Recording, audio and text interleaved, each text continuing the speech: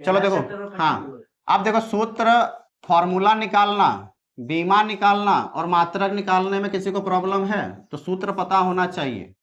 सबसे पहले तुमको क्या पता होना चाहिए? सूत्र। तो हम कल 8-10 को बताए हैं, बाकी तुमको याद करना है, तुमको अपने से याद रखना है। तो जैसे फॉर्मूला हो जाएगा आराम से मात्रक निकाल सकता है, और जैसे तुम मात्रक निकाल लेगा यूनिट, फिर क्या निकाल सकता है? बीमा निकाल सकता है। तो सिस्टमेटिक चलता है, सूत्र पता होना चाहिए तो मात्रक पता हो जाएगा, मात्रक पता है तो बीमा। बीमा में कितना आदमी होता है? हाँ, टोटल 7 है ना। कि मूल राशि कितना है? टोटल 7। मूल राशि के बारे में जो बताता है उसी को बीमीय सूत्र कहते हैं। कभी अगर तुमसे पूछे बीमीय सूत्र क्या है तो पूछेगा तो नहीं है, हो सकता है स्टेटमेंट वाला कोई क्वेश्चन दे दे कि बीमीय सूत्र क्या है, तो जो आदमी मूल राशि के बारे में बता दे उसको बीमीय सूत्र कहते हैं। ठीक है, तो मूल राशि कितना है? 7। ठीक है, चलो अब थोड़ा दूरी का मात्रक सब सुन लो। जैसे दूरी नापना है तो तुम किसमें किसमें नाप सकता है? मीटर में सबसे छोटा मीटर, उससे भी छोटा है लेकिन मीटर से हम लोग चलो। मीटर, उसके बाद किलोमीटर, फिर किलोमीटर, डेकामीटर, वो तो और छोटा हो जाएगा। तो देखो हम दूरी को मापते हैं मीटर में नहीं तो किलोमीटर में। अब जब ये लोग जब फेल हो जाता है तो दूरी का हमारे पास और एक मात्रक क्या है? पारसेक, याद रखना। ठीक है, चलो ये एमसीक्यू तो तुम लोग का था कि पारसेक किसका मात्रक है? दूरी का। ठीक है, चलो अब देखो अगर मान लो गलती से कहीं पूछ दे, सेकंड चैप्टर में क्या है, जो पहला चैप्टर में जितना फॉर्मूला लिखा है वही सेकंड चैप्टर में पढ़ना है। तो सेकंड चैप्टर में हम लोग गति करना सीखते हैं। क्या करना? तो बताओ, गति से रिलेटेड 3 गो फॉर्मूला तुमको याद होना ही चाहिए। गति का दुकान में क्या गो फॉर्मूला मिलता है? 3 गो। पहला फॉर्मूला v बराबर u प्लस at, दूसरा ut plus half at square, तीसरा u स्क्वायर बराबर 2as। यहाँ पे कौन क्या है सबका पता है ना? v हो गया कौन सा वेग? u, a, t, बस इतना याद रखना है। चलो हाँ, इसमें स्क्वायर। तो ये 3 फॉर्मूला किसमें याद रखना है? सेकंड चैप्टर में। इसी का हम लोग डेरिवेशन करते हैं। वाह, काम किया है आज ही। चलो और क्या है तुम लोग का इंपॉर्टेंट? अब देखो हम लोग सरल गति कैसे कर सकते हैं? अगर सीधा रेखा में चलते हैं तो सरल गति, और गोल गोल चलते हैं तो वृत्तीय गति। अब वृत्तीय गति करते हैं तो यहाँ पे 2 गो पॉइंट आता है कि वृत्तीय गति किसको कहते हैं? जब हम लोग क्या कहते हैं, किसी पथ पर कैसे घूमे? वृत्ताकार घूमते हैं, तो उसको हम लोग कैसा गति कहते हैं? सर्कुलर मोशन या वृत्तीय गति। सर्कुलर मोशन मतलब सर्कल में घूमना है। ठीक है, तो वृत्तीय गति भी तुम लोग को कभी कभी पूछ सकता है कि वृत्तीय गति क्या है, तो बता देगा आराम से। सरल गति बता सकता है। ठीक है, चलो अब वृत्तीय गति पढ़ते वक्त 2 चीज और आता है कि वृत्तीय गति मान लो कोई तो कर रहा होगा, जैसे मान के चले पत्थर रस्सी से बांध दिए और ये गोल गोल घूम रहा, तो कैसा गति है उसके पास? तो इस दौरान 2 को ताकत लगता है। ये पत्थर चाहता है कि किसी तरीके से ये रस्सी टूट जाए, हम भाग जाए, और ये रस्सी चाहता है कि हम उसको पकड़ के ले आए। तो 2 को ताकत यहाँ लगता है, एगो इधर एगो इधर। तो एगो होता है सेंट्रीपिटल, एगो होता है सेंट्रीफ्यूगल। बता सकता है कोई? पिटल मतलब पीटना है, अंदर की ओर लगेगा। ठीक है, देखो ये पीट कब सकता है, ये दोनों पीटा पीटी कब कर सकता है? जब अंदर भाग जाता है ना, टकरा सकता है। तो सेंट्री पीटल, हाँ अभी आते हैं हिंदी में भी। और ये बाहर जाएगा तो सेंट्री फ्यूज हो गया, उड़ गया। तो फ्यूज मतलब फ्यूगल, सेंट्री फ्यूगल। एक अभी देखो, अभी केंद्र और अप केंद्र। अप मतलब बाहर होता है, तो इसका नाम क्या हो गया? अप केंद्र। इसका नाम अभी केंद्र। तो आप केंद्र और अभिकेंद्र के बारे में कभी पूछे तो क्या डेफिनेशन लिखेगा? जब कोई वस्तु वृत्ताकार गति कर रहा हो तो केंद्र की ओर लगने वाला बल अभिकेंद्र, केंद्र से बाहर लगने वाला बल अपकेंद्र। ठीक है, चलो मिला जुला के सब मिक्स करके पढ़ा रहे हैं। ठीक है, कि जो जो इंपॉर्टेंट दिमाग में लग रहा है हाँ ये सब आ सकता है या पूछा जा सकता है उसको समझ लो। जैसे कभी कभी तुमको पूछ सकता है प्रक्षेप गति क्या है? प्रक्षेप्त गति या प्रोजेक्टाइल मोशन। प्रोजेक्टाइल मोशन तो क्या कहते हैं इसके बारे में? कि दुनिया में तुम कोनो सामान को फेंक दो ऐसे ही चलेगा। जैसे कोई सामान हम फेंक दिया ना, जमीन से फेंक रहे हैं कोई सामान, तो हमेशा ऐसे कर्व चलेगा। ठीक है, इसी गति को क्या कहते हैं? प्रक्षेप गति। कि अगर हम किसी भी वस्तु को ऊर्ध्वाधर छोड़कर, मतलब लंबवत छोड़कर किसी भी दिशा में फेंक दो, खाली इस वस्तु को ऐसे फेंकेंगे तभी नीचे आएगा, इसके सिवा अगर किसी भी एंगल में फेंक दिए तो ये हमेशा आगे की ओर गिरेगा। दुनिया में देख लेना, जैसे साइकिल से हम चल रहे हैं, ठीक है, और एगो गेंद कैच कर रहे हैं बार बार, तुमको क्या लग रहा है कि गेंद तुम्हारा हाथ में बार बार गिर रहा है या पीछे गिर रहा है? कैसे गिर रहा है पता किया कभी? तुमको तो लग रहा हो, कभी सोचा भी नहीं होगा कि गेंद को फेंक रहा है तो तुम तो साइकिल से आगे चल जा रहा है, तो गेंद आगे कौन ले जा रहा है ना। ट्रेन में मान लो चल रहा है और वो गेंद ऐसे ऐसे उछाल रहा है, कहाँ आएगा, हाथ में आएगा, पीछे चला जाएगा, हाथ में आएगा। तो इसका मतलब देखो, जैसे मान लो साइकिल से तुम चल रहा है, ठीक है, तुम साइकिल में चल रहा है, यहाँ गेंद फेंका और तुम कुछ सेकंड बाद यहीं पे खड़ा रहेगा क्या, कुछ सेकंड बाद यहाँ पहुंच गया, लेकिन गेंद देखना तुम्हारा हाथ में ही गिरा। साइकिल से हम जा रहे थे और गेंद फेंक दिए, तो हम साइकिल से तो चल रहे हैं, तो गेंद को कौन धकेल के इधर ला रहा है, तो वहां एक छुपा हुआ राज निकला था, ठीक है। तो उसी राज का नाम क्या दिया गया, प्रोजेक्टाइल मोशन। मतलब हम खाली 90 डिग्री छोड़ के अगर किसी भी एंगल में वस्तु को फेंकते हैं तो वस्तु एक परवलयाकार पथ का क्या करता है, गति करता है। ये कैसा रास्ता है, पैराबोलिक। तो अगर तुम खाली 90 डिग्री छोड़ के, इधर वस्तु नहीं फेंकना है, किसी भी एंगल में फेंको, तो वस्तु हमेशा कैसा पाथ का अनुसरण करेगा, पैराबोलिक। इसी घटना को कहते हैं प्रक्षेप गति। दो प्रकार का होता है, एगो क्षैतिज प्रक्षेप, एगो ऊर्ध्वाधर प्रक्षेप। क्षैतिज में क्या करना है, बस खाली 90 नहीं फेंकना है, तो हम क्षैतिज में क्या करते हैं, ऐसे क्षैतिज दिशा में फेंकते हैं, वस्तु यहाँ के गिरता है, तो इसको क्षैतिज प्रक्षेप करते हैं। अगर हम 90 छोड़ के किसी भी एंगल में ऐसे फेंकते हैं वस्तु को, कहाँ से, क्या बोलते हैं, अक्ष से, तो वस्तु फिर भी कैसा गति करता है, ऐसा गति करता है। तो इसको हम लोग क्या कहते हैं, इसको क्षैतिज प्रक्षेप कहते हैं। ऊपर से जब फेंकेंगे तो क्षैतिज, और जब यहाँ से किसी एंगल से फेंकेंगे, किसके साथ, एक्सिस के साथ या क्षैतिज के साथ। मतलब जब हम लोग क्या करते हैं, 90 छोड़ के, ठीक है, वस्तु को फेंकते हैं क्षैतिज दिशा में, तो क्षैतिज प्रक्षेप कहलाता है। जब हम वस्तु को क्षैतिज के साथ थीटा डिग्री में फेंकते हैं तो वस्तु कैसा रास्ता अपनाता है, एक पैराबोलिक या परवलय पाथ को अनुसरण करता है। उसको हम लोग कैसा प्रक्षेप कह देंगे, ऊर्ध्वाधर प्रक्षेप, ठीक है। चलो उसके बाद देखो, एक समान गति बता सकता है, असमान गति, ये तो इजी है। चलो उसके बाद देखते हैं, आते हैं घर्षण में थोड़ा, ठीक है। चलो घर्षण क्या है, बता सकता है कोई, बल विपरीत दिशा में बल आरोपित कर, कि जब दो वस्तु एक दूसरे के ऊपर फिसलता है तो फिसलने वाले सरफेस पे या सतह पे क्या करता है, एक दूसरे के विपरीत एक बल आरोपित करता है। उसी बल को हम लोग क्या कहते हैं, घर्षण, इंग्लिश में फ्रिक्शन। मतलब जब दो ऑब्जेक्ट क्या करेगा, एक दूसरे के ऊपर क्या होगा, कॉन्टेक्ट सरफेस बनाएगा, तो दो जिस दिशा में वस्तु जा रहा होगा उसके विपरीत दिशा में को बल दिखेगा, उसी बल को हम लोग क्या कहते हैं, फ्रिक्शन। जैसे कोई वस्तु है टेबल में रखा हुआ है और इस पे मान लो ऐसे हम बल लगा के खींच के ले जा रहे हैं, तो इधर भी एक बल यहाँ पे काम कर रहा होगा, इसी बल का नाम क्या है, फ्रिक्शन बल, ठीक है। चलो फ्रिक्शन बल का फॉर्मूला, घर्षण कितना पैदा होता है, तो म्यू नॉट, जैसे ये वस्तु यहाँ पे एक बल लगा रहा होगा रिएक्शन में, जैसे इस वस्तु को यहाँ रखे हैं तो इधर एक जमीन पे लगा रहा होगा बल, और जैसे हम किसी को धकेल रहे हैं तो भी तो हमको धकेल रहा होगा। न्यूटन का तीसरा नियम हर जगह लगता है। जैसे हम धरती पे खड़ा है तो धरती को धकेल रहे होंगे, तो धरती भी तो हमको धकेल रहा होगा। तो वस्तु को टेबल में रखेगा तो टेबल, वस्तु क्या करेगा, टेबल को धकेलेगा नीचे, तो टेबल भी वस्तु को धकेलेगा ऐसे ऊपर। तो ये क्या बल लग जाएगा, अभिलंब बल, ठीक है, रिएक्शन फोर्स।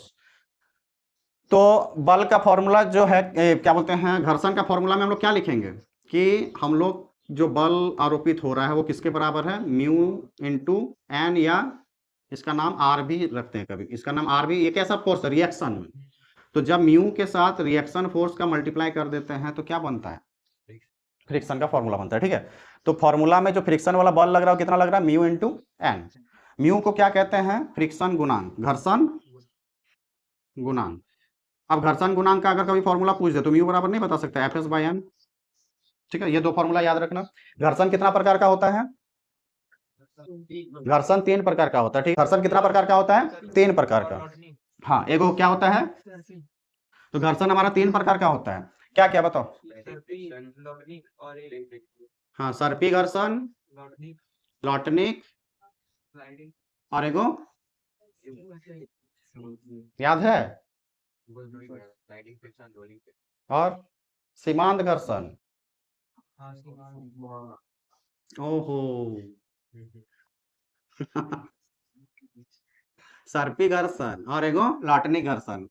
चलो इसको कोई बता सकता है, सर्पी में मतलब स्लाइड करेंगे, हाँ, और लोटन में अगर गोल गोल छोड़ के, ठीक है। और सीमांत घर्षण मतलब गोल दो प्रकार होता है। स्थैतिक घर्षण, स्थैतिक घर्षण मतलब क्या, एक होता है स्थैतिक घर्षण, ठीक है, और एक होता है गतिक घर्षण। एक होता है स्थैतिक और एक होता है गतिक। गति अवस्था में जितना भी घर्षण होगा सब गति का पार्ट होगा, स्थिर अवस्था में जो भी घर्षण होगा स्थैतिक का पार्ट होगा। तो सीमांत घर्षण कैसा रहता है, स्थिर अवस्था से गति अवस्था में जैसे चेंज होते हैं, जैसे मान के चलो ये वस्तु रखा हुआ है कहीं पे, हाँ ऐसे करके, और जैसे इसको इस वस्तु को यहाँ पे छोड़ेंगे तो क्या हो जाएगा, गति में आ जाएगा। तो सीमा का अंत हो गया, मतलब पहले स्थिर था अब गति आ गया। तो जब स्थिर घर्षण किस में बदल जाए, गति घर्षण में, तो इस घटना को क्या कहते हैं हम लोग, सीमांत घर्षण। ठीक है, चलो स्थैतिक घर्षण क्या है, स्थिर अवस्था में जो वस्तु के ऊपर बल लगा हुआ है विपरीत दिशा में उसको कहते हैं हम लोग स्थैतिक घर्षण। गति अवस्था में वस्तु के पास जो बल होता है उसको कहते हैं गतिक घर्षण। तो गतिक घर्षण का क्या क्या होगा, लौटनिक, फिसलन वाला, है ना। ये किसका है, स्थैतिक का, और ये दोनों गति का। लौटेगा मतलब लुढ़क रहा है, गति में आ गया ना। तो लुढ़कते वक्त जो घर्षण लग रहा होगा उसको रोलिंग फ्रिक्शन या लौटनिक, फिसलते वक्त जो घर्षण लग रहा होगा वस्तु के ऊपर उसको सर्पी घर्षण। ठीक है, स्लाइडिंग फ्रिक्शन, है ना। फिसल रहा होगा तो स्लाइड कर रहा है, दिमाग में बैठ रहा है ना, सब आउट हो गया है, याद तो नहीं आ रहा होगा फटाफट। एक बार रिवाइज इसलिए कल बोले थे कि थोड़ा पढ़ के आना। चलो जो भी कुछ तो जाएगा, मतलब 100% नहीं जाएगा तो 50 तो जाएगा। तो देखो घर्षण तो समझ में आ गया होगा क्या है, एक बार कॉपी देखेगा हो जाएगा। घर्षण कितना टाइप का, 2 टाइप का बेसिक में, स्थैतिक और गतिक। स्थैतिक वाला पार्ट क्या होगा और गतिक वाला क्या होगा, तो स्थिर अवस्था में जो लगेगा उसकी स्थैतिक, गति अवस्था में जो लगेगा गति अवस्था में लुढ़क सकते हैं, फिसल सकते हैं। तो लुढ़कते वक्त जो घर्षण लग रहा होगा लुढ़कन या लौटनिक। उसके बाद जब फिसलते वक्त जो घर्षण लगता है उसको सर्पी। बस ऐसे याद रखना है। ठीक है, चलो अब कार्य में आते हैं। कार्य किसको कहते हैं, अगर किसी पे बल लगा रहे हैं, ये सबको पता है कार्य किसको कहते हैं ना। चलो वर्क, कार्य क्या है, मतलब इससे देखो क्या होगा, जो अब सारा तो पढ़ के नहीं जा सकते ना, जो इंपॉर्टेंट है, जो आने का चांस है उसको थोड़ा सा बातचीत कर लेंगे तो दिमाग में थोड़ा सा आ जाएगा, क्योंकि बहुत दिन से छुटा हुआ है ना। अब देखो कार्य क्या है, जब तुम बल लगाएगा और वस्तु क्या हो जाए, विस्थापित हो जाए, विस्थापित हो जाए। ठीक है, क्या लिखा गया, हाँ जो भी है सब समझ रहे हैं आप, लिखिए ना। बल इंटू विस्थापन क्या कहलाएगा, कार्य। फॉर्मूला मात्रक सब उड़ा सकता है, कभी होता है। चलो अब कार्य कितना टाइप का होता है, 3 टाइप का, यही वाला हम लोग चले गए थे घर्षण। एक पॉजिटिव वर्क, नेगेटिव वर्क, एगो जीरो वर्क देखा है कहीं जीवन में, कहाँ पे, रेलवे स्टेशन में। बोलना तुम काम नहीं किया भाड़ा कैसे देंगे, तब पकड़ेगा तुमको। पॉजिटिव बल, पॉजिटिव कार्य किसको कहेंगे बताओ, जिधर बल लगाए उधर है विस्थापन, जिधर खींचे उधर चला गया, पॉजिटिव। हम इसको इधर खींच रहे हैं इधर जा रहा है, कैसा काम होगा ये, पॉजिटिव। हम इधर खींच रहे हैं बेटा उधर जा रहा है, ले लफड़ा हो गया ना, उल्टा, मतलब पगला वगला गया क्या, उल्टा जा रहा है। तो जब हम लोग वस्तु को इधर खींचे और वस्तु किधर जाए, ऐसा होता भी है, देखा कहीं पे, कहाँ, जैसे कुआं से निकालते नीचे खींचते हैं वो ऐसे ऊपर आता है। हाँ। वाह, ठीक है चलो। तो नेगेटिव वर्क मतलब जिधर बल लगाएं उसके विपरीत दिशा में क्या हो, विस्थापन, तो नेगेटिव। जिधर बल लगाएं उसके उधर ही क्या हो जाए, विस्थापन हो जाए, तो पॉजिटिव। उसके बाद बल इधर लगाएं और विस्थापन लंबवत हो, या लंबवत बल लगाएं और विस्थापन इधर हो, तो बल और विस्थापन के बीच जब 90 डिग्री का एंगल बन जाए तो उसको जीरो वर्क कहते हैं। ये आने का चांस तुम लोग का है, जीरो वर्क याद रखना। ठीक है, कि जिधर बल लगाएं उसके 90 डिग्री में विस्थापन हो जाए, या उसके लंबवत विस्थापन हो जाए, उसके परपेंडिकुलर विस्थापन हो जाए, उसके परपेंडिकुलर डिस्प्लेसमेंट हो जाए, तो उसको हम लोग क्या कहेंगे, जीरो। काम जीरो। कूली क्या करता है, देखो कूली कपार में लेके बैठ जाता है ऐसे करके, पूरा बेचारा खट रहा है, अब बेचारा चल इधर रहा है, लेकिन ताकत इसको धकेल के इधर, मान लो इधर नहीं धकेलेगा तो ये दाब देगा इसको ना, तो इसका मतलब ताकत ऊपर लगा रहा हूँ, लेकिन चल तो इधर रहा है, तो बल इधर लगा रहा है, विस्थापन इधर हो रहा है, तो कूली काम कर रहा है, बोल के देखना। ठीक है, तो इसका मतलब कूली के द्वारा किया गया कार्य क्या है, जीरो वर्क है, लेकिन पेमेंट देना पड़ेगा, है ना। चलो, वो पेमेंट किसका लेता है, ये जो तुम इतना बड़का भारी भरकम उसको बैग दिया है उसको धकेलने का पेमेंट ले रहा है वो। हाँ कैसे चल रहा है तो पैसे में तो लगा ऐसा। ओ अच्छा, वो वाला चलने, तो उसमें हम वस्तु को वस्तु के बारे में, वस्तु का विस्थापन होना चाहिए, आदमी का नहीं। यहाँ पे हम किसका विस्थापन देख रहे हैं, वस्तु का। अब तुम बोलेगा सर आदमी का बताइए, आदमी कितना काम कर, वो तो काम कर रहा है, लेकिन वस्तु पे बल लगा के वो काम कर रहा है, नहीं कर रहा है, जीरो काम कर रहा है। ठीक है, तो वस्तु के तुलना में जीरो है, ना कि आदमी के तुलना में। ठीक है, तो इस प्रकार से 3 को मोटा मोटी याद रखना है। चलो और एक को बताओ, संघट किसको कहते हैं? कॉलिजन। जब दो वस्तु आपस में टकरा जाए सिंपल। सिंपल है, इसमें क्या सोचना है ना, कि जब दो आदमी आपस में जाके भिड़ जाए हाँ तो उसी को कॉलिजन या संघट कहते हैं। ठीक है, संघट कितना तरीके का होता है? प्रत्यास्थ और अप्रत्यास्थ। देखो प्रत्यास्थ, और जैसे कि प्रकार पता नहीं हाँ प्रकार तो बोले प्रत्यास्थ और एगो इतना आसान तो है नहीं बाबू। अब अब दिमाग तो घूम ही रहा होगा कि कहाँ कहाँ घुस रहा है। प्रत्यास्थ और अप्रत्यास्थ किसको बोलेंगे? जब मतलब दो वस्तु टकराए और संवेग और गति के साथ कोई चेंज ना हो। हाँ। ठीक है, यहाँ पे खाली याद रखना क्या, संवेग और गति मतलब संवेग। प्रत्यास्थ कभी भी आ जाए तो दो ही याद रखना कि भिड़ेंगे कब, जब वेग होगा, और वस्तु है और वेग है तो संवेग बनेगा। तो संवेग और संवेग से ही देखो, इसी से एगो चीज नहीं बनता, हाफ एम बी स्क्वायर।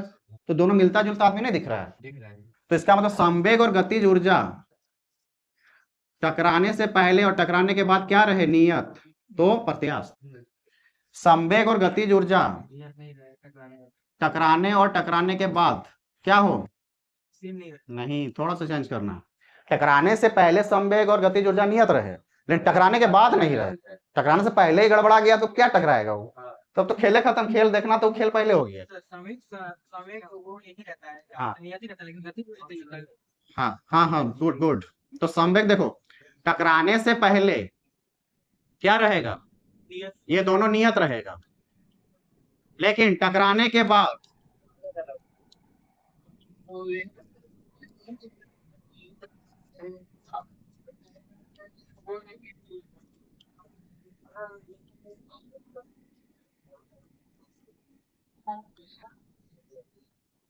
बदल जाए। ठीक है, ये पॉइंट याद रखना। देखो थोड़ा सा यहाँ पे गहराई में जाना पड़ेगा। संवेग मतलब मोमेंटम, गतिज ऊर्जा मतलब काइनेटिक एनर्जी। कि टकराने से पहले गतिज ऊर्जा और संवेग क्या रहे, नियत रहे, लेकिन टकराने के बाद कौन बदलेगा, खाली ये बदल जाएगा। ठीक है, तो उसी घटना को कहते हैं अप्रत्यास्थ टक्कर। सर क्या बोलते हैं वो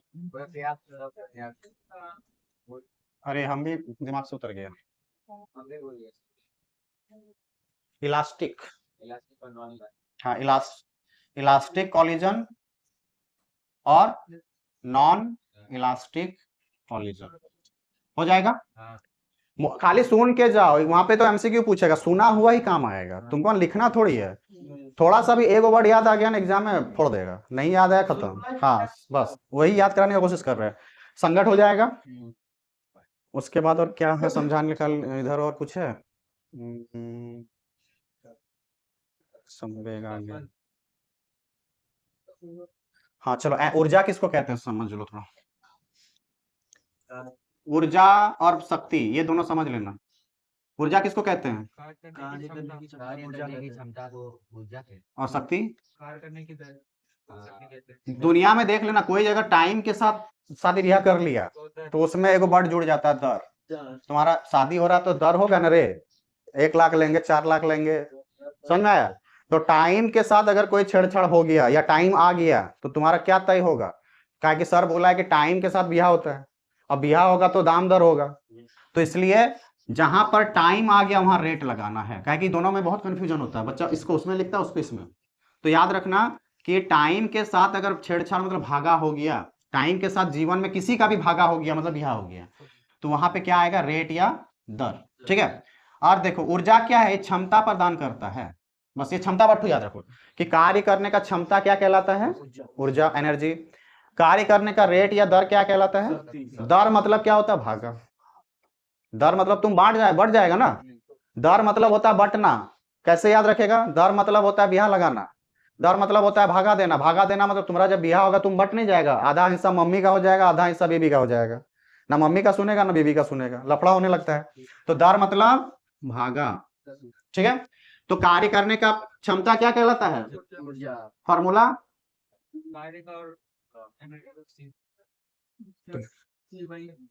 पावर को टाइम से गुना कर दो, कार्य ऊर्जा, और पावर को टाइम से, पावर बोलते कार्य को टाइम से क्या करो, भागा दे दो, तो क्या निकलेगा, शक्ति। चलो हो गया। उसके बाद कार्य ऊर्जा परमेय क्या है, कार्य ही ऊर्जा है। बस कार्य ऊर्जा परमेय क्या बोला है कि कार्य ही ऊर्जा है, इसी को कार्य ऊर्जा परमेय कहते हैं। ठीक है, ऊर्जा संरक्षण का सिद्धांत बताओ। ऊर्जा को ना ही निर्माण किया जा सकता है ना ही नष्ट। केवल एक अवस्था कंजर्वेशन और किया जाता ऊर्जा संरक्षण का नियम क्या बोलता है? है। कंज बनाया जा सकता है, नहीं बनाया ना तो तुम इसको पैदा कर सकता है ना ही नष्ट कर सकता है, तो ऐसा रूल क्या कहलाता है? संरक्षण। जा सकता है। जैसे नहीं बोलते वन को संरक्षित करो, वन को तुम ना बना सकता है क्या? वन बनाने में तो 50 साल लगेगा, तुम ही खत्म हो जाएगा। तो वन को ना तुम बना सकता है ना तुम नष्ट कर सकता है, तो नष्ट नहीं कर सकता उसके लिए रूल बना दिया, और बना तुम सकता ही नहीं है उसके लिए ही तो रूल बनाया गया, तो संरक्षित कर रहे हैं। चलो हो जाएगा। चलो का जो ग्राफ बनता है उस ग्राफ को थोड़ा याद रखना, कैसे बनता है और ऐसे। तो मान के चलो ये ऊर्जा है और ये गतिज ऊर्जा और हाँ पोटेंशियल एनर्जी और काइनेटिक एनर्जी का जो ग्राफ है वो कैसा है? इस टाइप का। तो जैसे जैसे पोटेंशियल एनर्जी बढ़ेगा वैसे वैसे काइनेटिक एनर्जी घटेगा। जब पोटेंशियल एनर्जी मैक्सिमम हो, पी मैक्सिमम हो, जो kinetic energy तो के क्या होगा? मिनिमम ये 2-3 बात याद रखना, ठीक है। तो इसी को क्या कहते हैं हम लोग? ग्राफ मतलब किसका ग्राफ है? गतिज ऊर्जा और स्थितिज ऊर्जा। स्थितिज ऊर्जा के बीच का ग्राफ। अब गतिज ऊर्जा और स्थितिज ऊर्जा भी देख लेते हैं कि गतिज ऊर्जा किसको कहते हैं? Kinetic energy. जब कोई वस्तु गति अवस्था गति में अवस्था गति अवस्था में वस्तु के पास पाए जाने वाला ऊर्जा गतिज ऊर्जा कहलाता है। स्थितिज ऊर्जा स्थिर अवस्था में वस्तु के पास पाए जाने वाला ऊर्जा स्थितिज ऊर्जा कहलाता है। बोलते रहो साथ साथ में, यही सब क्लिक कर जाएगा, थोड़ा थोड़ा ना मार लेगा। पोटेंशियल एनर्जी किसको? स्थिर अवस्था में वस्तु के पास पाए जाने वाला ऊर्जा पोटेंशियल एनर्जी या स्थितिज ऊर्जा। क्या नाम इसका? स्थितिज ऊर्जा, इंग्लिश में पोटेंशियल एनर्जी। काइनेटिक ऊर्जा इंग्लिश में, ठीक है हो जाएगा। फॉर्मूला सब बता दो फटाफट। हाफ mv² और इसका mgh आहो, सुनने के बाद रेस देखो। मात्रक, मात्रक ऊर्जा का मात्रा बस तो वही हुआ। जूल लिख देना सबका, है ना। चलो, जूल नाम का साइंटिस्ट क्या ढूंढा था? जिस प्रकार से बल को कौन ढूंढा? बल का ससुर। तुमको भी तो कोई ढूंढेगा रे, जब पढ़ा लिख लेगा तुमको भी एक आदमी ढूंढने निकलेगा। हाँ दामाद ठीक है, ठीक है। तो बल को ढूंढने जो निकला था उसका ससुर न्यूटन है, और ऊर्जा को ढूंढने जो निकला था ससुर, दाब को ढूंढने जो निकला था उसका ससुर हो जाएगा ना। आवेश को ढूंढने जो निकला उसका ससुर। मुंह जवानी हो जाना चाहिए, ऐसा नहीं कि सोच रहे कूलम क्या है, ले ससुर है। चलो अब इधर लमसम थोड़ा थोड़ा हो गया, अब हम लोग ग्रेविटी में घुसते हैं थोड़ा सा, ठीक है। चलो गुरुत्वाकर्षण है क्या? लगने वाला बल। गुरुत्वाकर्षण, तो जहां पर भी दुनिया में दो गो मास होगा वहां पे एक बल काम करता है, उसी बल को हम लोग क्या कहते हैं? गुरुत्वाकर्षण बल, ठीक है। कहाँ पे? एयर क्या? वो भी काम करता है जी के सर। हाँ सब देखो, भारी गैस नीचे रहता है। हाँ सब जगह काम करेगा जहां पर भी द्रव्यमान होगा। अब देखो वायु जो है, वायु किससे बना है? मिक्सचर ऑफ गैसेस है, उसमें नाइट्रोजन है, ऑक्सीजन है, तो कण नहीं है। कण का द्रव्यमान है कि नहीं दुनिया में? सबसे छोटा कण क्या है? इलेक्ट्रॉन, प्रोटॉन, यही लोग से बना होगा, एटम से बना होगा। मान लो इलेक्ट्रॉन प्रोटॉन नहीं समझ रहा है तो एटम समझ सकते हैं। तो जैसे ऑक्सीजन है वायु में, कहाँ है? ऑक्सीजन है ना वायु में। नाइट्रोजन है कहाँ है? वायु में। तो कण है ना, यहाँ दो गो नाइट्रोजन का कण है, तो कण है तो द्रव्य बल लग रहा होगा। तो लेकिन एक बात याद रखना, जब द्रव्यमान ये गुरुत्वाकर्षण बल कहाँ देखने को मिलता है? यहाँ पे काहे नहीं देखने को मिल रहा है? तो गुरुत्वाकर्षण बल बड़े बड़े कणों पर देखने को मिलता है, छोटा कण में माइनर बल लगता है तो समझ नहीं आता है। हाँ है ना, जैसे तुम्हारे हाथ में चींटी गिरेगा, हाथ क्या फ्रैक्चर हो जाएगा? है ना, होगा। लेकिन वही सोचो तुम्हारे हाथ में क्या गिर जाए? बिल्डिंग गिर जाए, तो हाथ का तो छोड़ो, तुम्हारा भी छोड़ो। तो वही है कि गुरुत्वाकर्षण बल कहाँ लगता है? बड़े बड़े द्रव्यमानों पर, ठीक है। चलो अब द्रव्यमान के बीच जो बल काम करता है उसको क्या कहते हैं हम लोग? गुरुत्वाकर्षण बल। इसमें जी का मान याद रखना, पहले तो फॉर्मूला याद रखना। कौन दिया था? न्यूटन। कितना? जी m1 m2 बाय कैसा बल है? केंद्र से केंद्र या सतह से सतह? सैम। कूलम, कूलम इसी को कॉपी किया। कूलम का अपना देखो, कूलम और न्यूटन दोनों मान के चलो भाई है। कूलम अपना दामाद, न्यूटन अपना दामाद ढूंढा तो धाकड़ दामाद मिल गया, तो उसका भाई भी सोच रहा है कि हमको भी काश अपना बेटे के लिए ऐसा दामाद मिल जाता, वो भी इसी का कॉपी पेस्ट वाला दामाद ढूंढा, ठीक है। ले बेटा मिल गया। तो इसीलिए कूलम वाला बल, क्या बोलते हैं, न्यूटन वाला बल और कूलम वाला बल देखो एक जैसा है, नहीं है। ये खाली ढूंढा था सी और ये ढूंढा था एम, दोनों मिला के CM। तो सी एम, हाँ सी एम बन गया। तो सी को क्या कहते हैं? क्यू। सी किसका होता है? आवेश का। तो इसलिए दोनों बल देखो एक जैसा है ना। चलो अब बताओ, इसमें जी का मान, इसमें तो अभी पूछेगा नहीं तुम लोगों को, फॉर्मूला हो सकता है पूछ दे और मात्रक पूछ दे और विमा निकालना पूछ दे, बाकी यहाँ से तुमको और कुछ पूछेगा नहीं।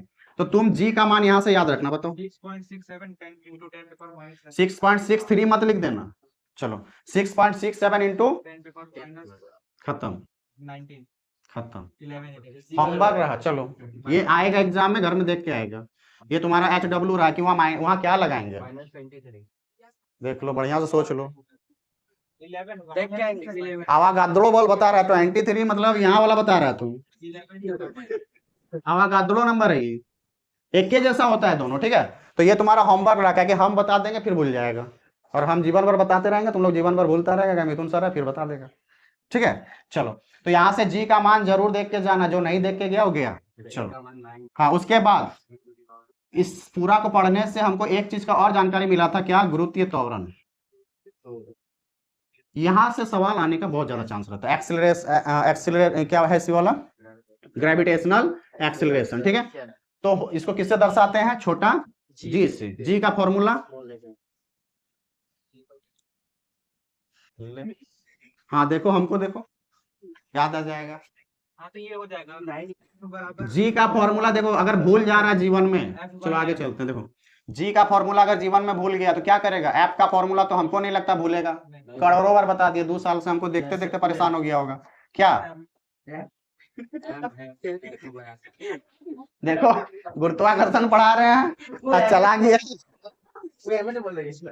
आप देखो एफ बराबर एम ए नहीं होता है, तो ए ही तो जी होता है बाबू, तो एम जी नहीं लिख सकता है, जी यहाँ M1 M2 by R square. ये एम ये धरती का होता है, ये वस्तु का होता है, तो यहाँ पर जो एम है वो किसका है, वस्तु वाला ना, तो यहाँ ओ ऑब्जेक्ट लिख देते हैं, यहाँ भी ऑब्जेक्ट लिख देते हैं, तो ये दोनों कट जाएगा, तो क्या बचेगा, जी M1 और एम जी का फॉर्मूला हो गया। तो यहाँ से तुमको क्या क्या सवाल पूछेगा, सुनो 3 सवाल इंपॉर्टेंट है यहाँ पे। क्या क्या, पहला सवाल सुनो, जी का मान जो है वस्तु के मान पर निर्भर नहीं करता, पहला इंपॉर्टेंट, जी का मान वस्तु के मान पर निर्भर, वस्तु के द्रव्यमान के मान पर निर्भर नहीं करता, ठीक है। चलो तो जी का मान जो है वस्तु के द्रव्यमान पर निर्भर, यहां तक क्लियर है, हाँ नहीं करता, ठीक। उसके बाद धरती से अगर ऊपर जाएं, धरती से कहा जाएं, धरती से चाहे तुम ऊपर जाओ या चाहे नीचे जाओ, जमीन के अंदर चल जाओ या जमीन से ऊपर चल जाओ, जी का मान हमेशा क्या होगा, घटेगा। ये बात याद रखना, मोस्ट VVI, मतलब ये तुम्हारा जीवन भर के लिए VVI है, आने वाला टाइम में भी तो पढ़ाई करेगा ना, यहाँ से सवाल एकदम टच करता है, ठीक है। तो यहीं पे 2 गो आ गया और यहाँ 1 गो, 3 गो हो जाएगा। चलो और बाकी उसके बाद कैपलर का नियम सुन लो थोड़ा सा। इसमें अगर r घटता तो g का मान भी बढ़ेगा, जी का मान बढ़ेगा ही नहीं, देखो ये धरती है, ये केंद्र है, हम लोग कहाँ रहते हैं, यहाँ पे, ये रेडियस है धरती का, तुम चाहे ऊपर चल जाओ चाहे नीचे, मतलब यहाँ से नीचे आ जाओ, तो आर, और ये ऊपर जाएगा तो आर बढ़ता जाएगा, और एक बार आर घटता जाएगा। तो जब हम लोग बाइनोमियल थ्योरम लगाते हैं ना, जब फॉर्मूला ड्राइव होकर नीचे आता है, जी बटे आर, ऊपर जाएंगे तो एच होगा, आर में प्लस होगा, देखो यहाँ पे आर आया है ना, तो ऊपर जाएंगे तो प्लस होता जाएगा ना, तो जब बाइनोमियल लगाते हैं तो हर बार माइनस आ जाता है। नहीं ध्रुव का पास हम पूछ रहे वो ध्रुव वाला नहीं बताया है, वहाँ पे तो आया ही नहीं है। तो अभी उतना फॉर्मूला तो तुम लोग के दिमाग में रहेगा नहीं, इसलिए हम फॉर्मूला में नहीं जा रहे ज़्यादा, नॉर्मल जो फॉर्मूला है वो याद रखो, और एगो बात दिमाग में ठान के बैठा दो, ऊपर जाए या नीचे जाए जी घट जाएगा, क्लियर है। जीरो कहाँ पे होगा, केंद्र, जब तुम केंद्र में पहुंच जाएगा धरती का, तो जी का मान क्या हो जाएगा, ये 3 पॉइंट एकदम 4 पॉइंट हो गया, यहाँ 2 गो 1 गो 3 गो, ये एकदम 100% आना चाहिए यहाँ से सवाल, नहीं दे रहा तो अलग बात है, लेकिन इससे ज्यादा इंपॉर्टेंट दुनिया में कुछ भी नहीं है, सोचो। चलो उसके बाद कैपलर, और कुछ जानना है, चलो इसमें इसी में एक निपटा लेते हैं, फिर कैपलर आते हैं। ये धरती है, अंडा जैसा होता है, धरती का आकार कैसा है, गोल या अंडाकार, तो हमेशा याद रखना ओवल साइज का, ओवल मतलब अंडा, ठीक है। तो इससे क्या दिखाई दिया तुमको कि हम लोग पूरा पश्चिम उत्तर दक्षिण करते हैं ना, तो मान लो ये ईस्ट है, नॉर्थ है, साउथ है, वेस्ट है, तो तुम बताओ हम इस यहाँ पे खड़े हैं, तो नॉर्थ जाएंगे तो जल्दी पहुंचेंगे या ईस्ट जाएंगे तो जल्दी पहुंचेंगे, नॉर्थ नजदीक पड़ता है, ये दूरी कम है और ये दूरी ज्यादा है। तो यहां से तुमको पूछता है जी का मान कहाँ ज्यादा होता है, ध्रुव पर, इसका नाम क्या है, ध्रुव, नॉर्थ पोल साउथ पोल बोलते हैं ना, पोल, तो जी का मान कहाँ ज्यादा होता है, ध्रुव पर, और इसका नाम क्या होता है, विषुवत रेखा, अक्ष को क्या कहते हैं, विषुवत रेखा, विषुवत रेखा। मतलब इक्वेटोरियल लाइन। क्या है इसका? Equatorial line. तो अब तुम देखो, जहां जल्दी पहुंच जाते हैं, जो हमसे नजदीक होगा वहां ताकत ज्यादा लगा पाएंगे ना। अब एक स्टूडेंट हमसे दूर बैठा हुआ है, उस पर ताकत ज्यादा लगा पाएंगे? तो उसी प्रकार जी भी करता है। जी मतलब सरजी, सरजी से जो नजदीक होगा वहां ताकत कम लगेगा। बोल रहा है कौन बोला? पटकते हैं उसको अभी ज्यादा। सरजी से जो सामने रहेगा उस पर ताकत ज्यादा लगा पाएंगे ना, फोकस ज्यादा हो जाएगा। तो ध्रुव सामने है ना, विश्वत सामने है? ध्रुव सामने है। चलो जी से जो हाँ मास्टर जी से क्या बोलते हैं, अगर हमारा क्या बोलते कोई सामान यहाँ पे है, कहाँ पे? विश्वत रेखा में, तो यहाँ पे जी का मान क्या होगा? कम होगा। तो यहाँ से हमको लगता है एक सवाल हो जाना चाहिए, हड़िया पी के खाली ना हो, मतलब जो बनाने वाला हो हड़िया ना पिया हो। 2 3 4 5, ठीक है, दिमाग में बैठ गया। चलें आगे। केपलर का नियम सुन लो, ये चैप्टर निपट जाएगा फिर। अब केपलर नाम का साइंटिस्ट 3 को नियम दिया। अब देखो कि क्या क्या बोला। ये धरती को देखा होगा घूरते हुए, देखा तो गैलीलियो था, लेकिन सोचा वो उल्टा बोल दिया तो सही करने आया, लास्ट में यही आया सही करना। हाँ, तो क्या बोला कि सारा ग्रह जो है, पहले बोल दिया था गोल गोल घूरता है।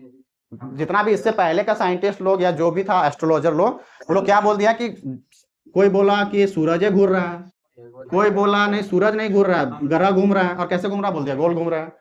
फिर इसको करेक्शन कौन किया? केपलर। बोला गोल वोल कुछ नहीं घूम रहा है, ये अंडा जैसा घूम रहा है। सूर्य बीच में है और ये कैसे घूम रहा है? अंडा जैसा। तो क्या बोला? सूर्य के चारों ओर सभी ग्रह कैसे घूमता है? यहाँ पे ग्रह है, दीर्घ वृत्ताकार पथ पर घूमता है। कैसा पाथ है ये? पैराबोलिक। एंटीना हम लोग का घर के छत के ऊपर ऐसे ही रहता है, उसको पैराबोला बोलते हैं। जो हम लोग का घर के छत के ऊपर है ना, गोल जैसा है, देख के तो गोल लगता है, लेकिन वो कैसा है? अंडा जैसा। तो उसी को कहते हैं पैराबोलिक या परवलयाकार। वो बोल दिया, सबके मान लिया। हाँ तो प्रूफ करके दिया होगा रे, वो टाइम वाइम बताया कि देखो ये ग्रह घूरने में इतना टाइम लगा रहा है, वो ग्रह इतना। नहीं, उसके लिए प्रूफ देना पड़ेगा। अभी प्रूफ हाँ, अभी खाली सुनना है, सीखना कि कौन क्या बोला। अब प्रूफ सब सीखने लगेगा तब तो यहीं पे खटिया बिछा देगा तुम 12th में। अभी पीएचडी करेगा तो सब जान जाएगा, फिर एक ब्रांच में घुसना पड़ेगा, है ना। चलो, तो क्या बोला? पहला बात बोला कि सभी ग्रह कैसा पाथ में घूमता है, ये मेन पॉइंट लिख देते हैं, दीर्घ वृत्ताकार पथ पर घूमता है। किसके चारों ओर? सूर्य के चारों। पहला बोला। दूसरा क्या बोला? कि जब ये ग्रह घूमता है तो इसके द्वारा जो एरिया कवर किया जाता है, अब ये दीर्घ वृत्ताकार पाथ पर घूम रहा है, तो जब ग्रह सूर्य से दूर होता है तो उस दौरान जितना पाथ या जितना एरिया कवर करता है, जब नजदीक होता है तो सेम समय में सेम एरिया कवर करता है। देखो हम किसी से नजदीक हैं तो कैसे घूमेंगे, तेजी से या धीरे धीरे? जो दूर है उसको चक्कर लगाने में टाइम लगेगा ना, तो तेजी से घूरेगा, है ना। जैसे मान के चलो हम यहाँ खड़े हैं, एक लड़का को यहाँ खड़ा किए और एक लड़का को 1 किलोमीटर दूर खड़ा किए। अब दोनों को एक साथ मेरे पास पहुंचना है, एक को आधा किलोमीटर में खड़ा किया, एक को 1 किलोमीटर में, दोनों को एक साथ पहुंचना है, तो पास वाला धीरे धीरे घूरेगा ना। क्या दिक्कत है? कछुआ और खरगोश वाला कहानी है, हम तो तेज दौड़ रहे हैं। वो 1 किलोमीटर से आएगा तब ना, तो वो 1 किलोमीटर से आएगा तो दूर है, तो तेजी से आना पड़ेगा उसको। जो नजदीक है उसको धीरे धीरे आएगा। सबको टाइम फिक्स कर दिया कि 10 मिनट में पहुंचना है, तो भी सोच रहा 10 मिनट मेरा है, 1 किलोमीटर जाना है, ये भी सोच रहा आधा किलोमीटर 10 मिनट में जाना है। तो नजदीक वाला क्या होगा? धीरे घूमेगा और दूर वाला दौड़ के जाएगा। ये एक क्वेश्चन हो गया। और क्या बोला? सेकंड नियम बोला कि चाहे ग्रह दूर हो सूरज से या नजदीक हो, समान समय में समान एरिया कवर करेगा। मतलब दूसरा ग्रह में भी 365 दिन लगता है एक साल में? नहीं, सूरज एक ग्रह के बारे में बताया, सब ग्रह के बारे में नहीं। हाँ देखो, दूसरा ग्रह तुम लिया है तो उसका दूसरा पाथ होगा ना, वो धरती का पाथ में थोड़ी घुस जाएगा। तो समझ में आया? तो ये अपना 365 लगा रहे तो बाबू ये भी 365 लगाएगा क्या? तो एक ग्रह के बारे में बात हो रहा है कि कोई ग्रह मेरे चारों ओर चक्कर लगा रहा है ना, तो अगर वो नजदीक है तो उस दौरान जितना समय में जितना एरिया कवर किया उतना ही एरिया दूर भी रहेगा तो उतने समय में कवर करेगा। बात समझ में आ रहा है? कि हम मान के चलो यहाँ पे 20 मीटर स्क्वायर हम कवर किए, दूर है तो तेजी चले होंगे तब 20 मीटर स्क्वायर कवर हुआ होगा। यहाँ नजदीक है, यहाँ पर भी उतना ही, मान लो 5 मिनट में बोला यहाँ पे 20 मीटर हुआ है, तो ये भी 5 मिनट में क्या करेगा? 20 मीटर का ही एरिया कवर कर लेगा। ठीक है, तो समान समय में समान एरिया कवर करता है। तो जब दूर होता है तो तेजी से चलता है, जब नजदीक होता है तो धीरे। तो तुमको यहाँ क्या याद रखना कि जब कोई ग्रह, बात तो समझ ही गया होगा, कि जब कोई ग्रह सूरज से दूर हो या सूरज से नजदीक हो तो समान समय में समान एरिया कवर करता है। और ये कैसे कर पाता है? जब नजदीक रहता है तो धीरे चलता है, जब दूर रहता है तो तेजी से चलता है। तीसरा नियम, मतलब सूरज जो है किसी एक पॉइंट में तो हाँ तीसरा नियम में वो नहीं है, इसी में पहले नियम में ऐड हो गया वो वाला कि जब कोई भी चीज अगर परवलयाकार पथ पे घूमेगा तो उसका फोकस पॉइंट कितना होगा? 2 गो। वृत्त में घूमेगा तो केंद्र कितना होगा? 1 गो। वृत्त में केंद्र 1 गो होता है, लेकिन वृत्त जैसा अगर ना हो तो केंद्र हो जाएगा 2 गो। इसी दोनों में से सूरज कहीं एक जगह पाया जाएगा। सूरज का स्थिति पता करने के लिए बताया गया है, ठीक है। तो तुमको पहले तो ये याद रखना, दीर्घवृत्ताकार उसी में वो वाला पॉइंट डालते हैं कि फोकस कितना होगा? 2 गो। दूसरा क्या बोला? समान समय में समान एरिया कवर करेगा। तीसरा कि टाइम का जो क्यू है वो दूरी का क्या होगा? स्क्वायर के बराबर होगा, ठीक है। कि मान लो टी समय में कोई डिस्टेंस कवर कर रहा है तो दोनों का टाइम को बराबर कैसे कर सकते हैं? तो इसमें क्या बोला गया कि टाइम का जो घन है या क्यू है वो डिस्टेंस के स्क्वायर के बराबर होता है। ये कैसे, कौन सा नियम है? केपलर का तीसरा नियम। तो हो सकता है एमसीक्यू में ये वाला तुमको दे दें कि बताइए केपलर का नियम में से कौन सा सही निर्देशांक है या सही फॉर्मूला है। तो तुमको पता होगा तो कर लेगा, टी क्यू बराबर डिस्टेंस का स्क्वायर, ठीक है। तो ये था हमारा किसका नियम? केपलर का। टाइम हो गया। तो चलो अभी तक थोड़ा बहुत में कितना घुसा है? ऐसा मान लो 100 क्वेश्चन बताया तो 50 को गया दिमाग में? 50 को तो चला ही गया होगा। बाकी घर में जाके आराम से देखना, कल को आराम से टेस्ट दो, फिर शनि 21 तारीख से हम क्या करते हैं? हाँ चलो, न्यूटन जड़त्व का नियम समझ में आया कि जब कोई वस्तु अपने परिवर्तन का विरोध करे तो जड़त्व का नियम कोई न्यूटन का पहला नियम का क्या नाम है? गैलीलियो का नियम। फिर हम लोग न्यूटन का दूसरा नियम क्या देखते हैं? संवेग परिवर्तन के दर आरोपित बल के बराबर होता है, इसे क्या कहते हैं हम लोग? न्यूटन का दूसरा नियम। अब तीसरा नियम क्या बोलता है? कि तुम एक फेड मारो तो हम भी एक फेड मारेंगे, बस न्यूटन तीसरा नियम है ना। कि अगर हम किसी को एक चांटा मारेंगे तो भी रिटर्न में क्या मारेगा? एक चांटा मारेगा। ये एक मारा तो वो भी एक मारेगा। दो बच्चा में यही होता है, स्कूल में जो बच्चा सब होता है ना, उसको मार दिया वो भी उतने जोर से मारेगा। हाँ मार रहा है, तुमको चोट नहीं लग रहा है? चोट लग रहा है ना? हाँ चलो आप देखो तीसरा नियम क्या बोलता है कि प्रत्येक क्रिया के समान, ये क्रिया किया, प्रतिक्रिया मिल गया, एक चांटा मारा दूसरा चांटा रिटर्न, तो प्रत्येक क्रिया के समान क्या होगा? समान एवं विपरीत प्रतिक्रिया होता है। इसीलिए ये चीज जीवन में भी लागू होता है। जब तुम बड़ा हो जाएगा, समाज में जाएगा ना, तो याद रखना कि हो सके जीवन में तुम शक्तिशाली हो जाओ तो तुम क्या करने लगेगा? तुम सोचेगा हम सबसे बलवान है इस दुनिया में, फिर तुम अंट करने लगेगा, तभी तुमको कुछ नहीं होगा, लेकिन एक दिन फल जरूर रिटर्न आएगा। क्योंकि ये नियम देखो कहां से लाया गया है? प्रकृति से उठा के लाया गया है। और न्यूटन अपने थोड़ी बना दिया, न्यूटन प्रकृति में ही देखा। तो प्रकृति का सारा वस्तु किससे बना हुआ है? पदार्थ, एटम से, परमाणु से। हम लोग भी तो परमाणु से बने हुए हैं। जब दूसरा सामान में ऐसा हो रहा है तो हम लोग में भी होगा।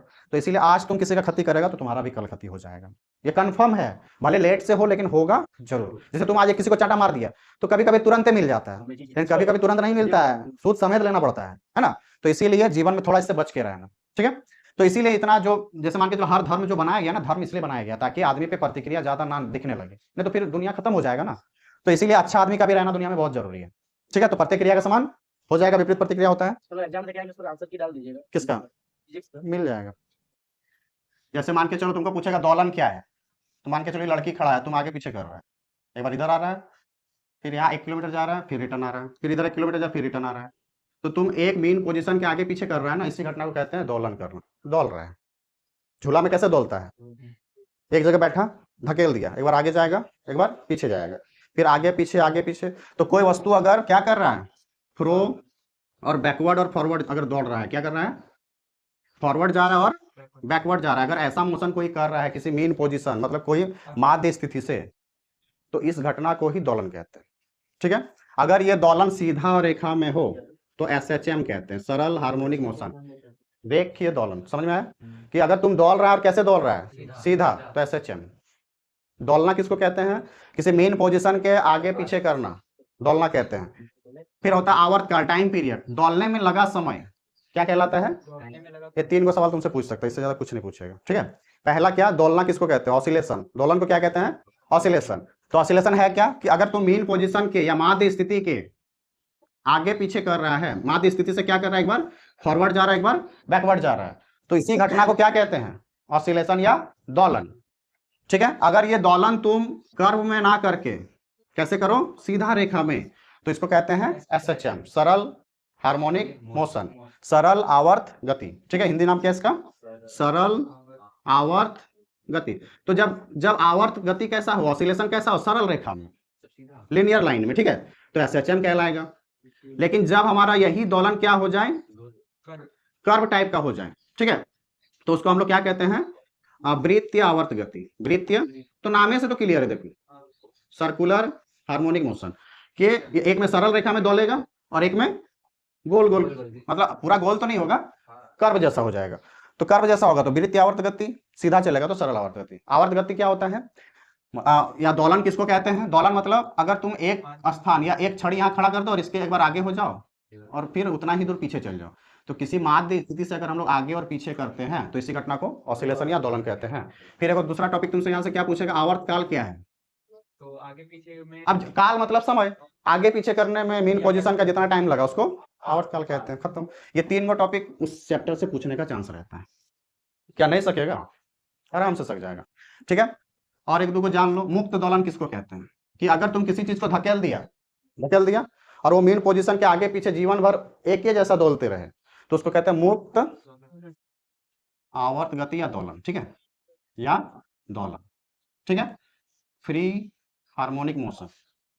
तो मुक्त गति अगर तुमसे पूछ ले तो क्या बोलेगा कि अगर किसी चीज को हम ताकत लगा दिए, बल दे दिए और वह क्या करे, मीन पोजीशन के आगे पीछे एक जैसा दोलन करता रहे, ठीक है, उसी को हम लोग क्या कहेंगे, मुक्त आवर्त गति, ठीक है। तो ये लमसम 3-4 को हो जाएगा। एसएचएम समझ में आया क्या है, सरल रेखा में अगर धकेल दिए और मीन पोजीशन क्या, जैसे पेंडुलम देखा है ना घड़ी में, क्या करता है, ये एक बार ऐसे जाता है एक बार ऐसे जाता है, लेकिन अपना पोजीशन कभी छोड़ता है, रुकेगा तो यहीं पे आके रुकेगा, मीन पोजीशन में ही रुकता है आके, ठीक है। तो इसी को कहते हैं ऑसिलेट कर रहा है, दोलन कर रहा है, समझ में आया। चलो तो पहला चैप्टर से आते हैं, ये तीन को याद रखना तुम लोग मोटा मोटी।